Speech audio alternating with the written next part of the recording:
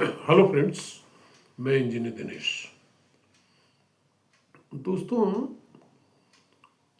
हमारे देश में बहुत सारे मोटिवेशनल स्पीकर्स हो गए हैं और उनके अंदर कुछ तो बड़े पॉजिटिव हैं।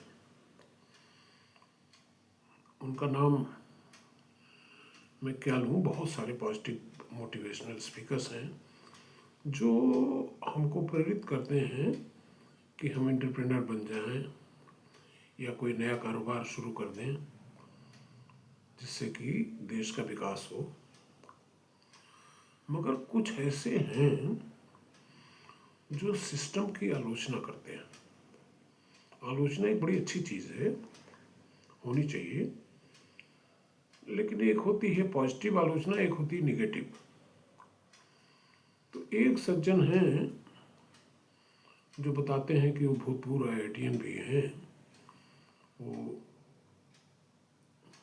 बहुत दिनों से कुछ उल्टा ही बोलते हैं। अभी उन्होंने एक लेटेस्ट स्पीच ये दिया कि हम भारतीयों के अंदर मूल तत्व तो कुछ भी नहीं, कुछ भी फंडामेंटल नहीं, हम लोग नकलची हैं। और उन्होंने उदाहरण दिया कि शोले फिल्म भी विदेशी फिल्मों की नकल करके बनाई गई। दोस्तों, हम सब लोग जानते हैं कि शोले फिल्म बहुत ही प्रेरणादायक और बहुत ही सुपरहिट फिल्म थी, जिसने एक्टिंग के क्षेत्र में हम लोग को बड़ा प्रभावित किया। खासतौर से गब्बर सिंह का कैरेक्टर, ऐसा कैरेक्टर जिसे हर हीरो करना चाहता था। अमिताभ बच्चन भी वही कैरेक्टर करना चाहते थे।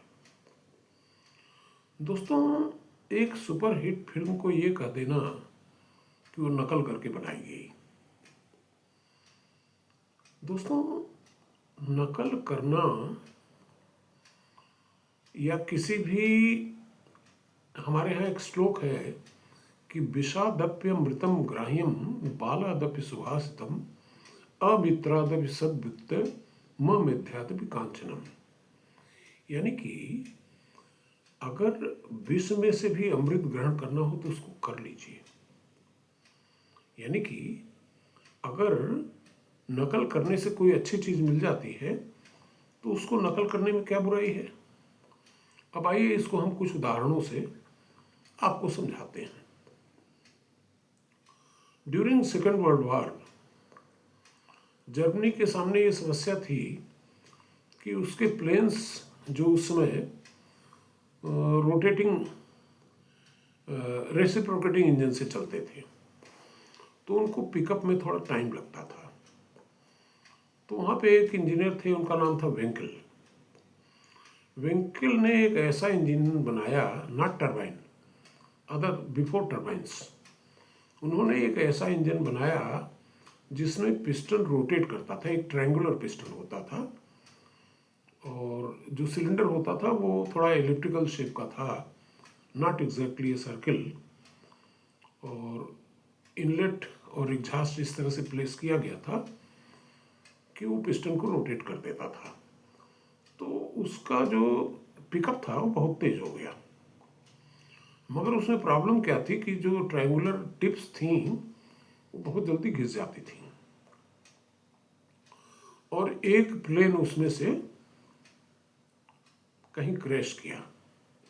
शायद, हालांकि जापान और जर्मनी तो मिल के लड़ाई कर रहे थे, but somehow that plane crashed in the territory of Japan. तो Japanese are very good in material sciences. तो वहाँ के इंजीनियर्स ने क्या किया कि उसका चीड़ फाड़ करके उसका जब अध्ययन किया तो पता चला कि टिप की वजह से है। तो उन्होंने टिप का इम्प्रूवमेंट किया और वेंकल से जो है पेटेंट राइट्स ले करके उन्होंने उस इंजन को इम्प्रूव किया और टिप का जलना बंद हो गया। खैर, बाद में टर्बाइंस आ गई तो बहुत आसान हो गया टेक ऑफ। तो उसी तरह से अगर आप चाइना का इतिहास देखें, ख़ास तौर से 1990 के बाद का, तो बहुत सारी अमेरिकन कंपनीज़ ने वहाँ पे निवेश किया। उन्होंने वो सोचा भाई टेक्नोलॉजी इनको दे दो, कम्युनिस्ट कंट्री हैं, ये सस्ते में बनाएंगे और हम लोग बेचेंगे। चाइना ने क्या किया कि चीड़ फाड़ करके चीज़ों का उन्होंने रिवर्स इंजीनियरिंग किया और खुद उन चीज़ों को बनाने में वो सक्षम हो गए। उसके बाद थोड़ा और आगे बढ़ करके उन्होंने री इंजीनियरिंग किया कि हाउ टू इम्प्रूव इट। आज चाइना कहाँ है नकल करके और हम कहाँ हैं? दोस्तों, अगर आपके पास कोई ज्ञान नहीं है तो उस ज्ञान को कहीं बाहर से ग्रहण करके, नकल करके भी ग्रहण करने में बुराई क्या है? ये दो एग्जाम्पल हमें अच्छी तरह से समझा देते हैं कि अगर नकल भी अकल से की जाए तो उसमें कोई बुराई नहीं है। सिर्फ आलोचना करने से नहीं होगा, आप मार्ग प्रशस्त करिए, आप रास्ता बताइए कि हमको कहाँ जाना है। सिर्फ आलोचना करना, किसी अच्छी चीज़ की आलोचना करना, शोले फिल्म को भी आपने बुरा कर दिया ये बता करके। अरे भाई, अगर नकल की गई तो भाषा तो नहीं नकल की गई, हिंदी में बनी है। अगर किसी अंग्रेजी फिल्म से नकल की गई तो भाषा का तो रूपांतरण किया गया होगा। इसलिए मेरा निवेदन यह है कि सिस्टम की आलोचना की जाए, अच्छी बात है, लेकिन मार्ग भी प्रशस्त किया जाए, रास्ता भी बताया जाए। Thank you.